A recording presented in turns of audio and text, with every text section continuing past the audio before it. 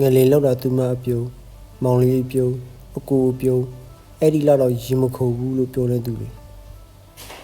ကြည့်ကြပါကျွန်တော်တို့မြန်မာပြည်ကဘယ်လောက်တော့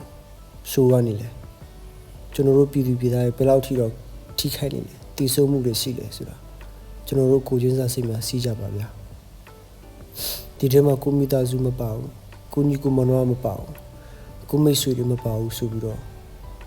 ဘယ်မနေကြပါနဲ့တက်နိုင်တဲ့လောက်ကိုပဲကပါဝင်ကြပါတက်နိုင်တဲ့လောက်စုတောင်းပြီးကြပါကျွန်တော်ပြောရှင်းပါတယ်တစ်တော်မှာလေကာရာတွေပျော်ပါလှုပ်တာလေငနေနဲ့ပတ်သက်တဲ့ဟာသားတွေလှုပ်တာလေကျွန်တော်တို့ရက်ကြပါခုချိန်မှာကျွန်တော်တို့တနိုင်ငံလုံးဘယ်လောက်ထိတောင်ပူရှိတော့ကရောက်နေရလဲဆိုတာကျွန်တော်တို့မြင်ပါပဲဗျာပြောရင်းနဲ့တော့ဝန်းနေလာတယ်ဗျာအားလုံးဘေးရကင်းကြပါစီဗျာ